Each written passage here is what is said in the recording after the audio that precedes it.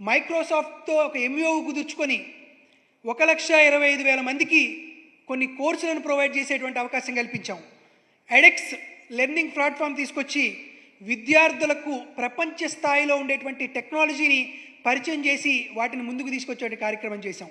అదేవిధంగా Harvard, Stanford, MIT, Oxford వంటి గొప్ప విశ్వవిద్యాలయాల్లో ఉన్నటువంటి సర్టిఫికెట్లు కూడా నేరుగా విద్యార్థులకు ఇచ్చేటువంటి కార్యక్రమం చేశాం. ఆంధ్ర యూనివర్సిటీలో కొత్తగా ఒక ఇంక్యుబేషన్ సెంటర్ని కూడా ఏర్పాటు చేశాం.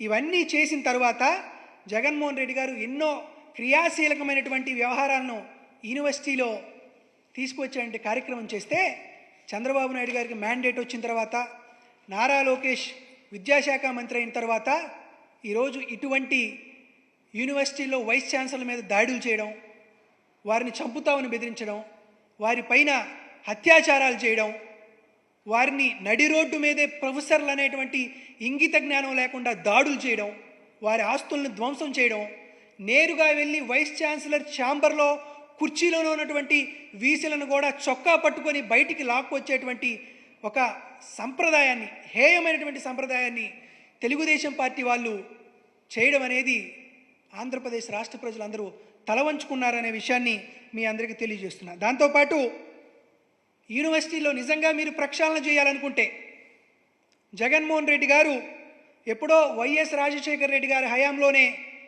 యూనివర్సిటీలో పోస్టులను భర్తీ చేస్తే జగన్మోహన్ రెడ్డి గారు వచ్చిన తర్వాత 3,295 పోస్టులు భర్తీ చేయాలని యూనివర్సిటీలన్నిటికీ ఒక జీవో రిలీజ్ చేస్తే తెలుగుదేశం పార్టీకి సంబంధించినటువంటి వారు, వారి సామాజిక వర్గానికి సంబంధించిన వారు కోర్టులకు వెళ్ళి ఆ భర్తీ నోటిఫికేషన్ ఆపారు.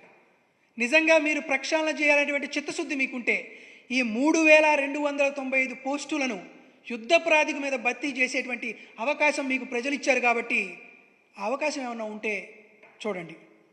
దాంతోపాటు కొత్తగా ఆర్జీయూకేటీలో కానీ, YSR architecture and fine arts యూనివర్సిటీలో కానీ, విజయనగరం జేఎన్టీయూ గురజాడ యూనివర్సిటీలో కానీ సుమారుగా 700-800 పోస్టులు మంజూరు చేసినటువంటి చరిత్ర జగన్మోహన్ రెడ్డి గారికి దక్కింది. కాబట్టి మీరేదన్నా కొత్త యూనివర్సిటీలు నెలకొల్పి వాటిల్లో పోస్టులు మంజూరు చేసి విద్యార్థులకు మేలైనటువంటి సాంకేతిక విద్యను అందించే కార్యక్రమం ఏమన్నా చేస్తే మీకు వచ్చినటువంటి ఓట్లకు కానీ, మీకు వచ్చినటువంటి సీట్లకు కానీ ప్రజలకు మంచి చేసిన వాళ్ళు అవుతారు. కానీ దయచేసి ప్రొఫెసర్స్ని కానీ, వైస్ ఛాన్సలర్స్ని కానీ మీరు ఇబ్బందులకు గురి చేసి వారి మీద దాడి చేసి విద్యారంగంలో జగన్మోహన్ రెడ్డి గారు వెలిగించినటువంటి ఆ అఖండ జ్యోతిని ఆర్పివేయాలనేటువంటి పాపానికి ఒడగట్టకండి అని మీ అందరినీ మనస్ఫూర్తిగా కోరుకుంటూ, మీరు చేసేటువంటి ఇటువంటి జుగుప్సాకరమైనటువంటి రాజకీయాలకు స్వస్తి పలకాలని యూనివర్సిటీలో కానీ, వైద్య సదుపాయాల్లో కానీ